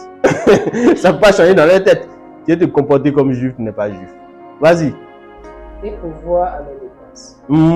Afin qu'ils ne se rasent la tête. Oui. Et ainsi tous seront eux, ceux qui ont entendu dire ce qu'on est faux. Comment ils vont aux choses? C'est parce qu'il y a des gens, c'est ce qu'ils voient de leurs yeux là. C'est comme ça ils jugent. Tous seront pourquoi? Parce qu'ils ont vu. Parce qu'ils ont vu. Il y a des gens là, eux leur foi c'est basé sur ce qu'ils voient. C'est ce qu'ils voient, l'apparence, c'est ce qu'ils voient. C'est pas la volonté de Dieu, mais eux là c'est ce qu'ils voient. Donc au moins il faut faire comme eux. Au moins si tu as les aider à demeurer dans la foi, aide-les. Ensuite. Mais que toi aussi tu te conduis en observateur de la loi. Toi aussi, il faut te conduire en observateur de la loi. À l'égard des païens qui ont cru, nous avons décidé et non leur avons écrit qu'ils eussent à s'abstenir des gens sacrifiés aux ça, on a déjà dit ça. Donc, pour les païens, ce que tu as prêché là, c'est vrai. Mais voici ce qu'on a décidé. Nous, on va ajouter ça. Viande sacrifiée aux idoles, ils n'ont qu'à laisser. Sang, ils n'ont qu'à laisser. Aller tuer au mouton, tout, ils n'ont qu'à laisser. Ça ne rend pas prospère. C'est mensonge. Au contraire, ça ouvre la porte aux démons. Ils vont se lever pour dire, il faut pas te donner une vieille ferme. Ils n'ont qu'à laisser. Il a répondu à quelqu'un. Hein? Ils n'ont qu'à laisser. Ils n'ont qu'à laisser. Ils n'ont qu'à se comporter comme les prophètes de la nouvelle alliance. Ils n'ont qu'à consoler, exhorter, édifier. Si ce n'est pas ça, ils n'ont qu'à fermer les bouches. Si ce n'est pas ça, ils n'ont qu'à fermer les bouches. S'ils sont animés de jeu, ils n'ont qu'à fermer. Si ce n'est pas encourager, exhorter, hein? Si ce n'est pas consoler, qu'à fermer. C'est l'évangile de Jésus. On ne fait pas en dehors de ce qui est écrit. Ce qui est écrit, c'est juste un testament pour nous éclairer. Ce qui n'est pas écrit, on ne maîtrise pas. C'est peut-être si les apôtres étaient là, c'est eux qui allaient nous expliquer. Mais comme ils ne sont pas là, on va faire ce qui est écrit. Au moins, on marche dans la paix. Tu ne sais pas. Les esprits sont très bizarres. Ils ouvrent les portes pour se coller. Et vous avez dit, hein, il dit, moi, il fait songe. Plusieurs fois les songes. Un jour, il t'a expliqué, non, qu'il a fait un songe. Où, c'est-à-dire que dans le songe, il dit, le diable, il avait autre chose. S'il répondait oui, c'est-à-dire que s'il ne me levait pas pour prier, c'est qu'il m'était initié. C'est qu'il avait donné le droit à Satan de prendre quelque chose. Maintenant, pour aller faire les 7 là, tu dois donner ta parole. Non. Maintenant, il était arrivé dans une dimension où, s'il ne parle pas, il me suis initié. Vous voyez que c'est bizarre. Dans le songe. C'est-à-dire que dans l'étape où je suis, c'est-à-dire que Le fait de dire, s'il ne me lève pas pour dire, je refuse, c'est que c'est à lui. Mais s'il levé et dit, il refuse. Il n'est pas parlé en quoi il va m'initier dans quelque chose. Quelqu'un qui n'a pas donné. Hein? Celui qui ne parle pas, celui qui ne dit pas oui, c'est qu'il a dit oui. C'est ce que Dieu m'enseigne. Si tu n'as pas dit oui, c'est que tu as dit oui. Tes notes, c'est oui, tu as dit. Il y a non. Donc celui qui ne répond pas, il a dit, non, mais s'il veut dire non. Donc, on marche dans la foi, il faut faire très attention. Les esprits sont très bizarres. Ils sont très, très bizarres. Ils sont très, très bizarres. On est dans ce monde-là. Ce n'est pas la faute des gens. Tu sais, les esprits, vous ne comprenez pas. Eux disent que, voici ce que les esprits disent. Les esprits méchants disent, eux seuls, là, ils ne vont pas partir en enfer. Et c'est le pari qu'ils ont dit. Ils disent, eux ne vont pas partir. Ils vont partir les hommes. Dieu dit non. Les hommes là, moi, c'est ma ressemblance que je les ai fait. Moi, je veux les sauver par le sang de Jésus. Les démons disent non. Ils vont partir nous. Donc, quelle est la stratégie qu'ils vont faire pour partir nous là? Ils vont toujours mettre en place. Donc, ne pensez pas que parce qu'on est à l'église, il n'y aura pas sorcier. Parce qu'à l'église, il n'y aura pas Thomas. Parce qu'à l'église, il n'y aura pas Judas. Il y aura toujours ces choses. Pourquoi? Tant que Jésus n'est pas revenu, les démons sont collés. Tant que Jésus n'est pas revenu, ils sont collés. Parce que leur stratégie, là, c'est de partir à nous aussi. Donc, c'est pour ça que nous, on prend la parole telle qu'il est écrit. Au moins, on cède. C'est qu'on ne maîtrise pas, on ignore. Est-ce que Dieu va venir te dire? Parce que moi, il t'a dit, ce n'est pas écrit, alors il va t'envoyer en enfer. Non, Dieu ne va pas te dire ça. Au contraire, ça t'aide à être prudent. Ça t'aide à être prudent. Ça t'aide à être prudent. Attends, le diable a eu du culot à venir réclamer Moïse. C'est vous, il ne va pas réclamer. Satan a eu du culot. Moïse a servi Dieu. Lui dit, il a vu vêtements sales sur Moïse. Lui va le prendre. Ça ne vous fait pas peur. Lui, il a vu vêtements. Ça veut dire que Moïse a servi Dieu, non? Lui dit, il a vu vêtements sales sur Moïse. Lui veut prendre que Moïse est de lui. Ça ne vous fait pas peur. Ça ne vous fait pas peur. Attends. De nos jours, là, les gens qui disent que ils prient, il y a eu une manifestation, Vous n'avez pas vu miracle dans le ministère de Moïse. Man descend du ciel. Parce que même quand on dit dans le ministère de quelqu'un, il y a un miracle là. C'est la personne qui fait. C'est le Saint-Esprit qui fait, non? Donc, on va comparer ce que Dieu a fait à Moïse et puis ce que Dieu fait de nos jours. Mer rouge. La mer, il faut diviser en deux. Il y a un bâton. Hein? Montrez-moi quelqu'un de nos jours qui a fait ça. Montrez-moi. Man descend du ciel. C'était dans le ministère de Moïse ou c'était pas dans le ministère de Moïse? Donc, si c'était dans le ministère de Moïse, ça veut dire que c'était à cause du ministère qu'il y a eu ça. Montrez-moi les gens qui ont man qui descend du ciel. Montrez-moi. On a une nourriture descend du ciel. On tape un rocher, l'eau. Montrez-moi. C'est invisible. Un bâton se transforme en serpent. Montrez-moi. Les gens sont Mahomet serpents, ils sont guéris. Montrez-moi. Ça ne fait pas peur. Ça ne fait pas peur. Vous connaissez les magiciens de Pharaon? Est-ce que vous connaissez les magiciens? Ils sont confrontés les magiciens de Pharaon. Vous avez vu ce qui s'est passé là-bas? Mais malgré tout ce qu'il a fait là, lui il a servi Dieu. Et puis après, Satan vient dire que Moïse est de lui. Moïse l'appartient. Ça ne vous fait pas peur. Ça ne vous fait pas peur. Ça ne vous fait pas peur. Ce n'est pas le ministère qui importe. C'est l'intimité avec Dieu qui importe. Ce n'est pas le ministère qui importe. C'est l'intimité avec le Seigneur qui importe. C'est pour cela, chaque fois, on doit être au pied du Seigneur, comme des enfants, rentrer dans son intimité. Ce n'est pas le ministère. Ministère, tu peux faire. Jésus n'a pas dit qu'ils diront que n'avons-nous pas prophétisé en ton nom. Hein? Onction. Onction fait quoi? Onction, gars, je vous ai dit la fois passée. Il a dit non, l'onction là. Même le diable a onction, mais c'est la présence de Dieu qui n'a pas. Or, la présence de Dieu, c'est l'intimité. C'est pour cela, c'est la présence de Dieu qu'on doit rechercher. Ce n'est pas l'onction. Ce n'est pas l'onction. La présence de Dieu donne l'onction. Mais l'onction ne donne pas la présence de Dieu. Tu peux être sale et puis porter onction. Tu portes onction de qui? C'est ça. C'est la question pour autre chose. Donc le mot onction n'a aucun sens. C'est pour ça que quand le Seigneur prend Ésaïe 61, il faut lire Ésaïe 61. Vous allez comprendre quelque chose. Vous allez comprendre. Si vous avez compris Ésaïe 61, vous allez lire Ésaïe 61. Peut-être vous n'avez pas compris. Moi je dis si vous avez compris, vous allez voir. Lis Ésaïe 61. L'Esprit du Seigneur. L'Esprit du Seigneur est sur moi. L'Éternel est sur moi. Oui. Quand l'Éternel m'a oint de porter. L'Esprit du Seigneur est sur moi car l'Éternel m'a oint. C'est parce que l'Éternel est avec lui. La présence du Seigneur avec moi, ça a déclenché l'onction. La présence de Dieu avec moi, ça a déclenché l'onction. Il n'a pas commencé par l'onction et sur moi d'abord. L'Esprit, il était en train de catégoriser pour montrer la différence entre les onctions portées par les gens à qui le Seigneur n'est pas sur eux et puis les onctions qui sont déclenchées par la présence du Seigneur. C'est ça. L'Esprit du Seigneur est sur moi. C'est pour cela qu'il m'a oint. Donc la présence du Seigneur avec moi, ça a déclenché l'onction. Donc je cherche la présence de Dieu pour être oint ou bien je cherche l'onction. Parce que quand la présence de Dieu est sur toi, tu sauras que l'onction vient du Seigneur. Et que toi, tu es juste une fourmi, un atome devant Dieu. Donc l'onction qui est manifestée, ça dépend de qui? Ça dépend du Seigneur. Ça ne dépend pas de toi. Donc chaque fois que tu verras quelque chose, tu sauras que c'est Dieu qui a fait. Et ce n'est pas toi qui as fait. Et l'onction là va porter pour faire quoi? Faut le dire. Porte pour faire quoi? Pour porter de bonnes nouvelles. Pour porter de bonnes nouvelles aux malheureux. Il m'a envoyé Pour faire quoi? Guérir. Pour guérir qui? Ceux qui ont le cœur brisé. Ensuite, Pour proclamer aux captifs la liberté et aux prisonniers la délivrance. On a parlé du prophète, non? On a parlé des fonctions du prophète. Quelle était la fonction du prophète? Enseigner, exhorter, non? Lisez ça. L'onction qui est sur lui là, qui venait de Dieu, c'était pour faire quoi? La bonne nouvelle au qui? La nouvelle là, c'est quoi? C'est un enseignement, c'est d'édifier, pour dire que le ciel est descendu. Ensuite, Envoyé pour guérir. Ceux qui ont le cœur brisé, on les guérit comment? C'est pas pour les consoler. Ensuite, pour proclamer aux captifs la liberté. Ah. Vous voyez l'onction du Seigneur? L'évangile là, ça se suit comme cela. Vous voyez, non? L'onction est sur lui. L'onction est sur lui. Pour faire quoi? Voici ce qu'il doit faire. Donc il ne fait pas quelque chose hors de ce que Dieu a dit. L'onction du Seigneur n'est pas sur moi. Pour montrer aux gens que je suis le plus grand prédicateur. Pour montrer aux gens que je suis le plus haut. Pour montrer aux gens que c'est moi. Pour montrer aux gens que c'est moi. Ouais, c'est moi Olivier. Oui, c'est moi.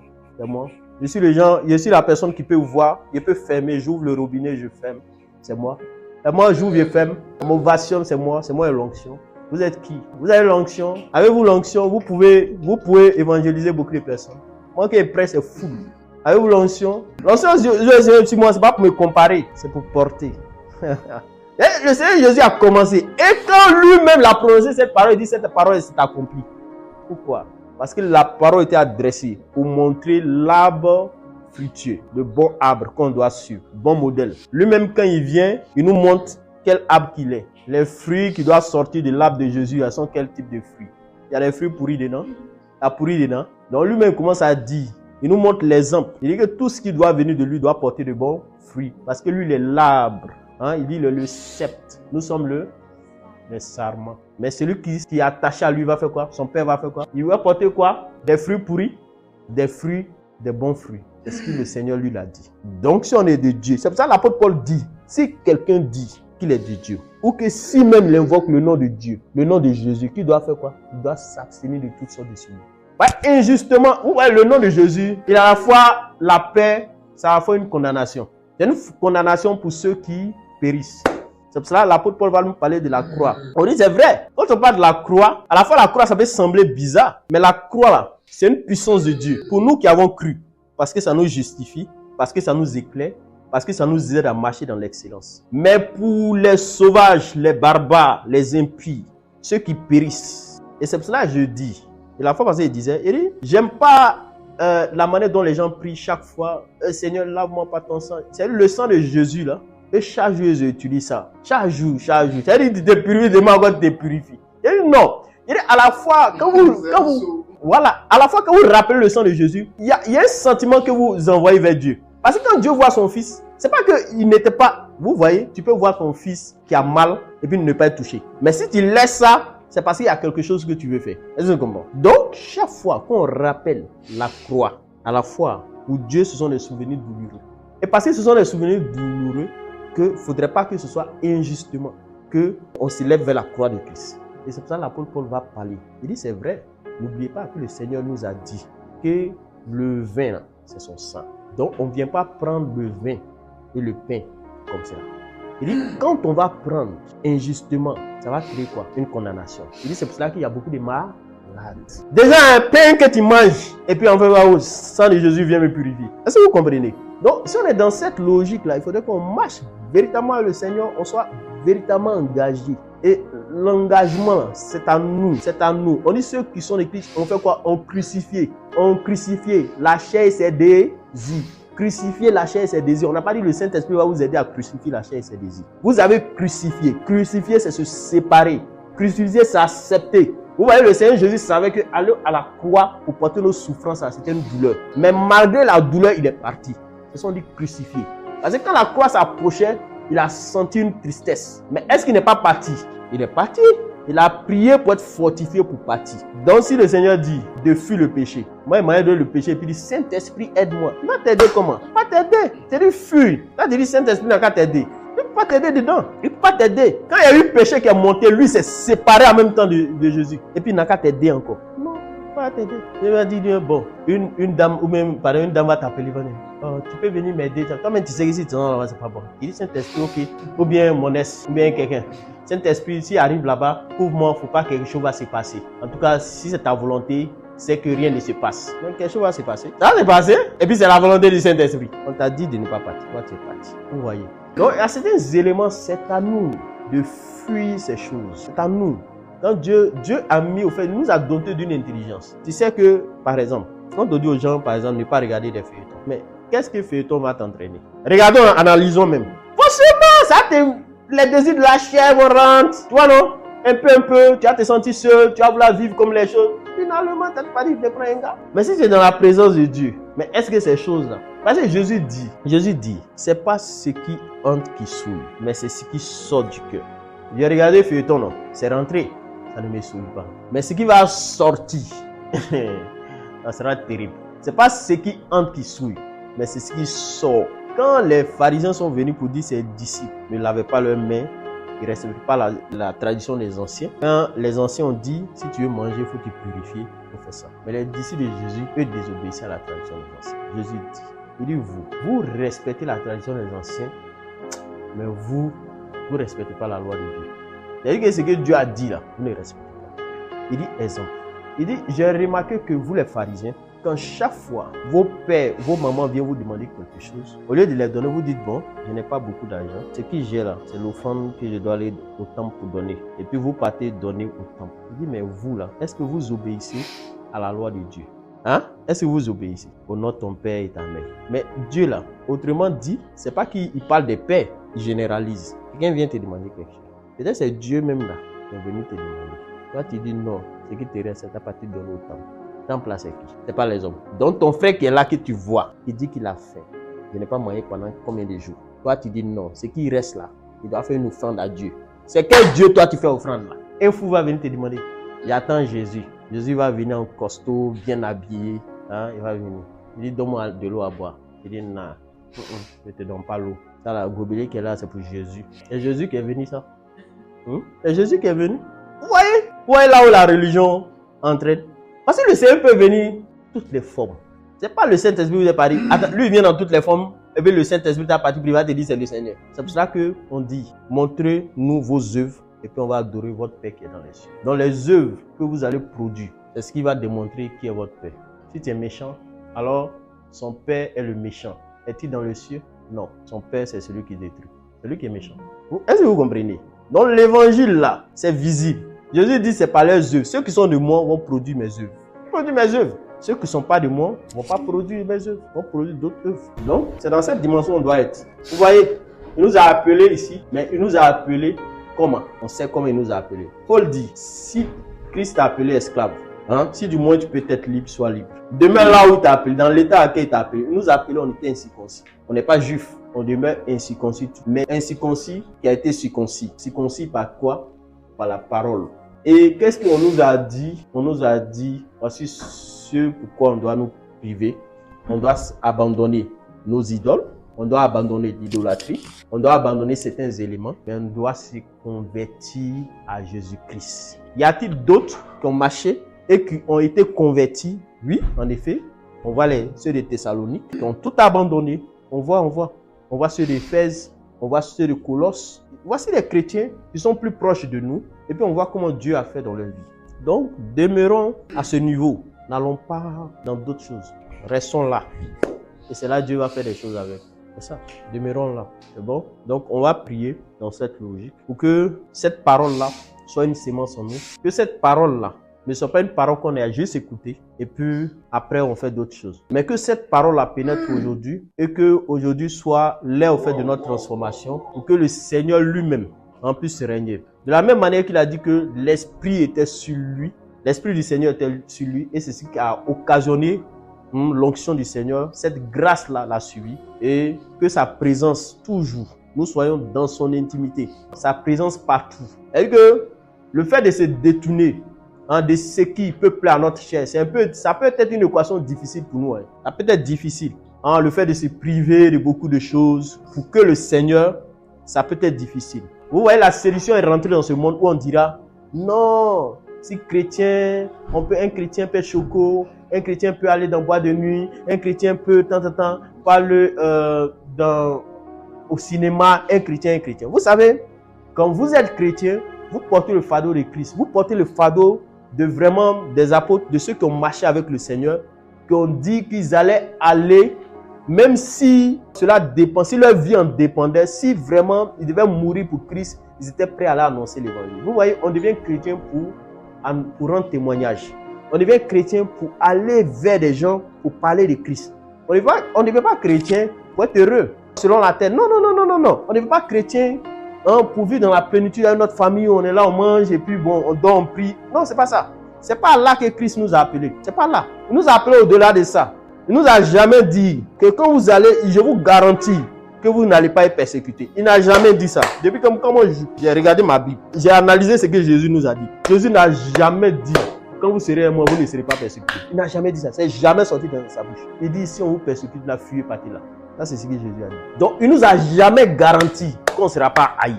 Il ne nous a jamais garanti qu'on n'aura pas souffrance. Il ne nous a jamais garanti que ce sera facile. Il n'a jamais dit ça. Ce sera dur. On sera des combattants. Parce que lorsqu'il y a un trésor, il faut se battre. Il faut se battre. Même si sa vie en dépend.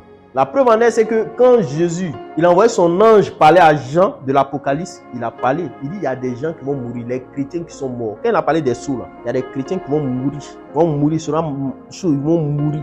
Vous savez comment les apôtres sont morts? L'évangile, ils ont prêché là. Il y a deux, ils ont coupé leur tête. Il y a deux, ils ont pendu. De nos jours, si on vient me prendre, on m'a pendu. Ils vont dire qu'il n'y avait pas Dieu. Ils vont dire qu'il n'y avait pas Dieu. Ah, il n'y avait pas Dieu, c'est fétiche, il a adoré, c'est à cause de l'ont pendu. Vous ne lisez pas l'Écriture. Vous ne lisez pas l'Écriture. Vous ne lisez pas l'Écriture. Vous ne voyez pas comment les disciples ont souffert. Il faut cette souffrance. Ça fait partie de la vie. Pour qu'on soit sauvé, il faut ça. Qu'on nous marginalise, qu'on dise ce qu'on veut de nous, on s'en fout. Mais que nous, on glorifie toujours Dieu. Qu'on glorifie Dieu. Donc, tout ce que je peux vous dire aujourd'hui, c'est ça. Ça ne sera jamais facile. C'est pas le lieu. Tu sais, souvent, c'est pas le fait que, ici, par exemple, ici, moi, en tout cas, quand Dieu a dit la classe Abia, il n'a jamais dit, si quelqu'un vient à la classe Abia, il sera riche. En tout cas, nous a jamais dit ça. Et s'il vous a dit ça, dites-moi, même moi, s'il est parti, peut-être, il y a une autre classe Abia où on est riche, moi aussi, des riches. En tout cas, moi, c'est pas ce que Dieu m'a dit. Il n'a jamais garanti ça à quelqu'un. Il nous a mis dans une pensée pour le salut, pour être sauvé. C'est à cause de ça qu'il a parlé de la classe Abia. C'est ce que Dieu veut faire avec nous. Il veut nous utiliser pour sauver aussi. Il veut nous utiliser pour montrer son amour à l'humanité. Il veut nous utiliser pour vivre dans son amour. Il veut nous utiliser pour restaurer beaucoup de choses. C'est tout. C'est tout. C'est tout ce qu'il veut faire. Sinon, pour dire richesse, pour richesse. Parce que pourquoi il parle ainsi? Parce que souvent, il y a des événements qui viennent dans la vie des gens. Ils ont l'impression que c'est à cause du lieu où tu pries que ça t'arrive. C'est pas ça. C'est pas à cause du lieu. En tout cas, il y a des assemblées où quand tu vas, on dit, va, Jésus va te bénir, prospère. Peut-être eux ont reçu le ministère de prospérité. Moi, je n'ai pas reçu le ministère de prospérité. Ce qui est reçu, c'est de parler de la croix de Christ. Je peux aider quelqu'un avec la sagesse que Dieu m'a donnée pour qu'il vive un peu avec une sagesse de Dieu. C'est tout. Mais pour dire, on garantit finance ici, on garantit élévation ici, vraiment, moi, je ne connais pas ça. Peut-être d'autres ont reçu cette grâce. Mais je peux persévérer avec quelqu'un dans la prière pour que Dieu accomplisse ses volontés. Je peux prier pour quelqu'un, même si c'est pour Dieu a dit, même s'il y a insistance, je vais prier. Il ne garantit pas que je vais prier pour toi demain, ça marche. Il ne garantit pas ça. Moi-même, il persévère. Moi-même, il persévère dans la prière. Peut-être à d'autres, ils disent qu'ils prient en même temps, ça marche. Non, eux disent ça marche. Peut-être eux font ça à la place de Dieu. On a vu Ruth Emmanuel ici, on a prié. On a prié. Il y a eu des choses. On a prié, renversé, prié. On a persévéré, Dieu a fait. C'est ça. Donc, tant qu'il est temps, priez là. On prie parce que nous, qu'on prie, ce n'est pas dans l'optique d'avoir la gloire. Ce n'est pas dans l'optique de dire qu'on a l'onction. Ce n'est pas dans l'optique. On prie parce qu'on sait que c'est Dieu qui fait. Nous, on croit que Dieu fait des miracles. On croit que Dieu fait des choses excellentes. On croit. On a vu Dieu guérir. On a vu Dieu toucher les gens. On a vu Dieu délivrer. On a vu Dieu révéler. On a vu son milieu ici, on a vu. Mais c'est pas cette gloire pour... C'est pas ça. Mais il faudrait qu'on ait ça dans notre pensée. Qu'on ait. C'est pas que ce sera facile. Ça va jamais être si simple. C'est pas quand ça sera dur, ça veut dire que Dieu n'est pas là. C'est pas ça. C'est pas ça. C'est pas ça. C'est ça. Moi, ce qu'il essaie de dire, c'est que il y a beaucoup de gens pour qui tu peux prier pour des choses. Dieu te dit clairement, je vais faire. Et puis après, l'autre s'en fait. Tu sais, écouter tous les voix là, ça peut même détruire une révélation. Quand Dieu dit quelque chose, par exemple, moi, il peut écouter, et puis Dieu me promet, il dit, bon, il a fait ça pour toi. Et puis demain, le gars, il s'en fait autre chose, il t'a même pas dit même. Quand Dieu va venir m'informer ce qu'il t'a pas dit faire. Non, Moi, prier pour quelqu'un qui est tel le nom. La personne est partie dire à quelqu'un d'autre de prier. La personne fait un songe. C'est comme moi, il apparaît dans son songe et puis il lui dit que tu es parti dire à telle personne. La personne n'a pas prié. La personne est partie faire telle incantation dans la mer pour toi. À cause de ça, ça n'a pas marché. Moi-même ici, là, mais Dieu m'a même pas informé. Toi-même, tu me vois en songe. Moi-même, il ne sait même pas. C'est toi qui viens me dire. Et moi-même ici informé. Est-ce que tu comprends? Et moi-même ici même pas informé de ce que toi tu as reçu. Tu vois? Donc il y a des gens pour qui tu vas prier. Dieu va te dire quelque chose. Eux, ils ont fait autre chose. Et puis vous voulez que ça marche comment? Je ne suis pas un magicien. Il est rattaché forcément à un hôtel. Ça dépend de Dieu. Donc si tu es parti invoquer un esprit, c'est l'esprit qui est invoqué à l'hôtel là. C'est lui qui chose. C'est pour ça qu'il faut parler dans tous les sens. On va parler, tout le monde dit Dieu. C'est vrai, nous tous on dit Dieu. Maintenant Dieu c'est basé sur qui? Moi, mon Dieu est basé sur les apôtres. C'est pour ça qu'il dit, moi, c'est ce qui est écrit. Je ne vais pas en dehors de ce qui est écrit. Parce que ce qui n'est pas écrit, il ne maîtrise pas. Il ne peut pas t'enseigner ce qu'il ne maîtrise pas. Si Dieu t'a au moins dit qu'il faut m'écouter, c'est qu'au moins c'est ce qui j'ai là qu'il peut te donner. Mais ce que je n'ai pas, c'est ce qu'il peut te donner. Vous avez un enseignant expliquer ce qu'il lui-même n'a pas. Il y a des étudiants peut-être qui sont génies. Ils ne doivent pas être dans la classe. Ou bien, quand tu es génie, tu n'es pas dans la classe. Quand tu peux montrer à ton enseignant, c'est que tu n'es pas dans la classe. Et c'est pas ça que je comprends. C'est pour ça que Dieu a fait tout poser que ce soit une classe. Maintenant, s'il trouve que tu es génie dans la classe, il va t'envoyer sur un autre professeur. Peut-être lui, le professeur est sidoué. Moi, ce n'est pas professeur est sidoué. Moi, c'est ce qu'il a appris. Il enseigne ce qu'il me dit. Il y a des choses qu'il ne peut pas enseigner. Il ne maîtrise pas. Donc, il ne peut pas dire à quelqu'un qu'il maîtrise tout. Mais ce qu'il ne maîtrise pas là, il ne peut pas t'enseigner. Mais c'est ce qu'il maîtrise qu'il peut t'enseigner. C'est tout. C'est pour ça que moi, il me prive de beaucoup de choses. Et j'ai dit, moi, il a commencé à... C'est-à-dire que même les visions, les sons, il a commencé à faire ça avant même qu'il ne soit chrétien. Il a commencé à interpréter le son des gens avant qu'il ne soit chrétien. Il m'a expliqué par quoi. C'est là maintenant qu'il faut se poser. C'est pas quel esprit expliqué. C'est là on a qu'à se poser. Est-ce que vous comprenez? Donc moi, je vous dis toujours, ce n'est pas parole de connaissance. Moi, ça ne m'impacte pas. Ce n'est pas révélation qui m'impacte. Il ne voit pas la grandeur de Dieu dedans. Il voit la grandeur de Dieu dans ça. Miracle par le nom de Jésus-Christ. C'est dedans que moi je vois la grandeur de Dieu. Miracle par le nom de Jésus-Christ. C'est là où on voit la grandeur de Dieu. On enseigne. Quelqu'un est délivré. C'est là où on voit la grandeur de Dieu. C'est ce que le diable ne peut pas faire. Vous pensez que le diable ne délivre pas? Quand les filles de Sheva sont parties, ils voulaient faire quoi? Conjurer, pour chasser des démons. Il y a des gens qui conjurent, font des rituels pour chasser des démons. Vous savez pas ça? Vous savez pas ça? On fait des rituels pour chasser les esprits. Aïe. Moi, mon papa fait quoi? Mon papa, quand nous on vient de famille animiste. Mon papa était féticheur, il sait. Mon petit frère, il était rentré dans la sorcellerie. Lui, il a chassé l'esprit de sorcellerie. Quoi? Satan chasse Satan. Loup. Hein? Et là-bas, il y a pas là-bas eux. Les différents clans. Vous comprenez? Comprenez, non? Les différents clans. Mais eux tous sont du même, mais différents clans. Parce que là-bas, si tu veux, c'est le royaume. Celui qui est fort doit dominer. C'est pour ça que ces vertus, ces éléments de qui doit dominer. Là. Jésus dit que ça ne doit pas dans son royaume. Parce que son royaume ne tient pas compte de ça. Il n'y a pas quelqu'un qui doit être plus fort que son ami. C'est pas... En fait, tu vois, je veux comprendre ça en fait. Tu vois, non? Il y a beaucoup de prédicateurs. À cause de ces choses-là, ils risquent de ne pas voir le Seigneur. Sans s'en rendre compte, parce que c'est la séduction. Il y a beaucoup de prédicateurs, d'enseignants, que ce soit prophètes, que ce soit apôtres, que ce soit... Il y a beaucoup. À cause de ces éléments, ils risquent de ne pas voir le Seigneur. À cause de ça. C'est pour ça chaque fois, même quand tu rends ministère, après ton ministère, il faut venir t'incliner devant Dieu comme un enfant aussi qui va apprendre. Il faut venir t'incliner. Chaque jour, si vous levez, vous vous asseyez, évaluez-vous. Chaque jour, faites l'exercice. Comment je suis, Seigneur? Chaque jour. Ça ne sert à rien. Ça ne sert à rien de ne pas s'évaluer. Chaque jour. Même avant d'aller dormir, examinez-vous. Que n'allez pas dormir avec la colère. Parce que celui qui a la colère, s'il va dormir, qui ne s'est pas réveillé, ne verra pas Dieu. N'allez pas dormir un péché quelconque. Chaque jour qu'il est temps là, il faut confesser. Il faut confesser. Les uns aux autres. Ne se cache pas. Dieu n'a pas besoin. Dieu te voit. Dieu te voit. Moi, je te vois. Mais ce problème, quand tu es venu me dire, j'ai prié pour te dire de ne pas faire. Ne soyons pas dans l'apparence de vouloir montrer qu'on est spirituel. Personne n'est très spirituel ici. Nous tous sommes les mêmes choses. Nous tous sommes les mêmes choses. Personne n'est plus spirituel que son ami. Nous tous sommes les mêmes choses. Mais venons. L'objectif, c'est que chacun peut veiller sur son ami et qu'on arrive. C'est ça le but. On va pas dire que Dieu lève quelqu'un qui amène les plus spirituels que lui. Non. Le but ici, c'est que personne n'est spirituel. Nous, on veut que lui, il nous aide. Moi, il veut être sauvé. Hein? Il veut qu'il ait au moins pitié de moi en disant la vérité aux gens. Puis demain, c'est la pitié qui m'a repêché, qui m'a repêché. Hein? Qu'il dise pour être sauvé. Dans tous les cas, il va être sauvé. Le moyen pour être sauvé, même s'il doit être apprenti de Baka pour être sauvé, c'est l'apprenti de Baka pour être sauvé. L'essentiel, c'est d'être sauvé. La souffrance de ce monde, et puis tu n'as pas dit vivre encore souffrance, c'est les démons. Les démons même qui te persécutent ici. Et puis encore, tu n'as pas dit vivre eux. Hein? C'est grave. Et que tu luttes pour sortir. Hein? Et puis c'est eux encore qui disent, vous voyez Judas? Ah, pourquoi tu as prié alors? Donc tu as prié tout ça là. C'est-à-dire même, tu n'as pas vécu étant riche sur cette société. Tu n'as pas sacrifié quelqu'un. Des gens ont sacrifié quelqu'un. Hein? Toi, tu n'as pas fait ça encore. Toi, tu as vécu même misère que eux. Donc, c'est pour ça qu'on fait le Seigneur. Il faut qu'on s'accroche. Il faut qu'on s'accroche. Accrochons-nous. Accrochons-nous. Si on s'accroche, c'est là qu'il va nous aider. Accrochons-nous. Faut pas, même si quelque chose arrive, lève-toi, marche, parlons les uns les autres, avançons. C'est ça. Avançons. Avançons. C'est ça la vie. C'est pas richesse. Dieu n'est pas venu nous rendre riches, sérieux. Attends. Le Seigneur Jésus, il avait toute cette richesse, mais il a vécu misérablement sur la terre. Vraiment. Il fallait qu'on lui jette les 25. Tellement c'est Dieu va trouver qu'elle a donné toutes nos femmes. Il fallait qu'on lui fasse des offrandes. Il fallait qu'il soit soutenu par des femmes.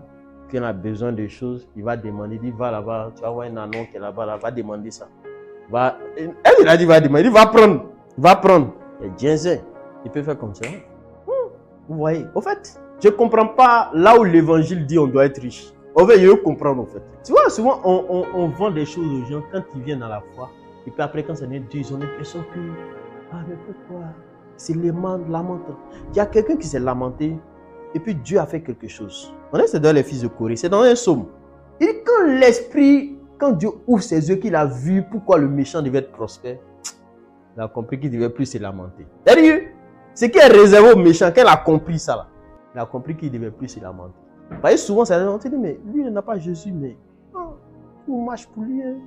Et Jésus, c'est Dieu, c'est Dieu, Dieu. Jésus aussi, c'est Dieu. Mais c'est normal.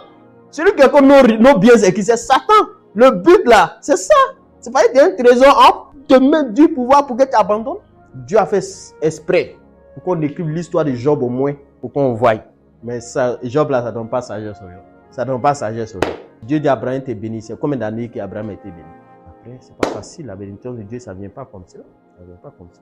Dieu enseigne. C'est pour ça qu'il nous enseigne. Hein? Il enseigne dans l'écriture. Il enseigne la finance. Mais quand Dieu enseigne, Dieu dit dans l'écriture, il dit celui qui prête. Il dit celui qui emprunte est l'esclave de celui qui lui prête. Ça veut dire quoi?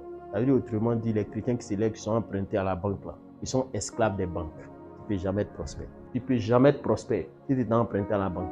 Tu ne peux jamais être prospère si tu as emprunté l'argent à quelqu'un. Donc, premier temps, quand tu as l'argent, commence à rembourser toutes tes dettes. C'est la première étape. Jésus a dit une parabole. Il dit que quelqu'un ne peut pas construire une maison si lui-même n'a fait un bon bilan. Ça, c'est une parabole. Est-ce que vous comprenez? Donc, ça veut dire quoi? Ça veut dire que pour construire une maison ou faire un projet, il faut s'asseoir avec sagesse.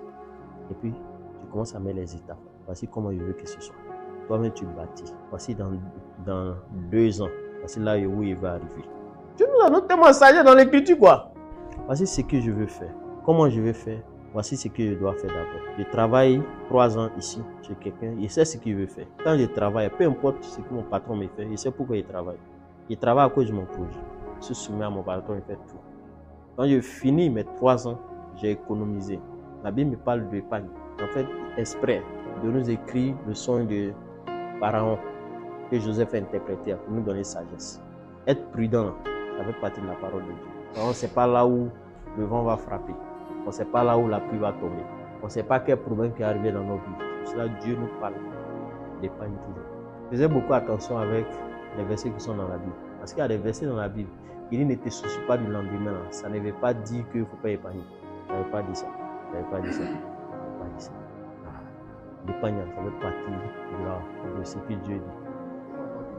Voilà. Ce souci-là, c'est de ne pas avoir crainte. Est-ce que tu comprends? Parce que quand on dit que quelqu'un se soucie du lendemain, c'est-à-dire que le Seigneur parle des gens qui sont animés des soucis, ils ne savent pas dans quel sens ils doivent partir, dans quel sens.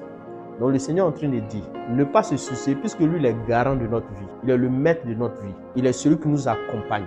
Donc de ne pas avoir crainte. Est-ce que tu comprends? Et c'est pour cela que ne pas se soucier, c'est de ne pas être maître de sa vie. Mais quand on prend cette parole-là, qui est l'auteur? C'est le Saint-Esprit, n'est-ce pas? Maintenant, quand moi-même j'ai mes propres soucis, c'est-à-dire que, supposons qu'aujourd'hui, comme ça, je ne sais pas, bon, il ne connaît pas mon avenir. Qu'est-ce qui est devenu dans 2 ans? Hein? Je me soucie. Mais lorsqu'il m'assoit et que le Seigneur m'a donné une sagesse, il m'a dit, commence à écrire ce que tu as devenu dans 2 ans. Et est un objectif, c'est que tu as devenu dans 2 ans. Va, travaille 3 ans quelque part, et puis après, viens faire tes projets. Quand mes projets sont tracés, est-ce que mes soucis s'ils respectent mes projets? Je ne me soucie pas, parce que j'ai une direction. En réalité, le Seigneur est en train de dire que de ne pas chercher dans tous les sens que je n'ai pas une direction empruntée, mais de ne pas se soucier, de ne pas aller dans tous les sens, vaciller, tu vois. D'avoir un objectif central. Je sais que Jésus est dans ma bac. Jésus m'enseigne une sagesse et je fais ce que Jésus m'a dit. J'ai mon objectif bien précis. Je prie le Seigneur, je l'adore, je fais l'aumône, je fais tout ce que le Seigneur m'a dit. Je donne l'amour, je témoigne. Le Seigneur sera avec moi. Le Seigneur sera avec moi. Ou bien le Seigneur dit, bon, Ézéchiel, bon, toi tu vas à San Pedro. Ézéchiel se dit, mais San Pedro, mais il connaît qui là-bas? Tu vois que déjà, il se soucie. Mais c'est le Seigneur qui t'a parlé. Quand il t'en là-bas, là, il va disposer les moyens. C'est ça, c'est ça. Sinon, l'épargne, ça fait partie de la marche. Ça fait partie de la vie. Si on est un homme prudent, l'épargne, ça doit être une culture. Je fais un projet, j'épargne pour le projet. Ça n'a rien à voir avec ça. Je fais un projet, j'épargne pour le projet. Ça va arriver à l'existence. C'est ça. C'est ce que le Seigneur nous enseigne. Je fais un projet, j'épargne. Je veux monter une entreprise, j'épargne pour l'entreprise. Je fais un projet de ferme, j'épargne pour ça. C'est ça. Il faut épargner pour ces projets, c'est important. C'est ça. Je me marie, j'épargne pour mon mariage. Je prends une maison, j'épargne pour ma maison. Je m'assois, je définis. Et c'est là que le Seigneur fait. Tu ne vas pas descendre les cieux pour faire à notre place. Non. Il faut définir, on est maître. Parce que si on ne définit pas nous-mêmes, quel aura des problèmes, notre foi va faire comme ça. On aura l'impression que le Seigneur nous a abandonnés. Mais le Seigneur ne t'a pas abandonné. Il ne t'a jamais dit qu'il va te rendre riche. Il ne t'a jamais dit ça. En tout cas, s'il y a le verset, dites-moi, où est parti regarder. Il ne m'a jamais dit ça. Ce n'est pas une parole qu'il a dit à Abraham, la parole ne me concerne pas. Hein. Ne faites... Souvent, s'il a dit une parole à Job, il ne m'a pas dit cette parole. C'est pas parce que c'est écrit dans la Bible que la parole m'a adressée. C'est le problème des gens, c'est qu'ils ont lu des versets, c'est écrit dans la Bible, ils s'adressent, et quand ça n'arrive pas, alors ils paniquent dans tous les sens, ils ne veulent plus venir prier. On trouve que peut-être que l'endroit où on prie, peut-être à cause de ça, Dieu m'a frappé. Il n'y a pas de problème, Il faut qu'on marche, qu'on dise la vérité. Il faut qu'on marche. Le Seigneur n'a jamais promis ça. Il n'a jamais dit ça ici. C'est pour ça qu'il fait tout possible. Toutes les prophéties qu'on dit, c'est dans ma tête. On dit que cause de te mettre tes prophéties devant toi. Donc ça, on dit, ouais, c'est que le Seigneur a dit te concernant. Moi, je n'ai pas envie de richesse dedans. C'est-à-dire que tu as prophétisé, toi seul, tu étais à la maison. Tu vois. Donc c'est comme cela. Donc il faut qu'on définisse les choses et on marche avec le Seigneur. Il va nous aider si on fait ça. Sinon, regardez une histoire. S'il pouvait rendre riche autant, ou qu'on devait choisir 7 personnes qui allaient aider à partager les biens. C'était des offrandes des gens, non? Hein? C'était des offrandes. Donc si c'est des offrandes des gens, ça veut dire que c'est pas ça quoi. Que Dieu fait les choses dans la vie des gens. Donc c'est pas les offrandes que les autres donnent. Mais si nous tous on travaille, nous tous on fait des projets et que par la grâce de Dieu, ça commence à être prospère. Le jour qu'on est parti prendre une prostituée, on l'a recrutée pour qu'elle vienne dans notre royaume. Mais il faut la faire sortir de la prostitution. Comment? Il faut lui donner un travail. Il faut l'aider à chose. C'est ça. Donc ça nécessite beaucoup de choses. Ça nécessite. Et c'est pour cela qu'on fait les choses par sagesse. Donc un projet, vous définissez le projet. Même si tu travailles ton patron, qui te fait tant, travaille lui. Et puis dessine ton projet.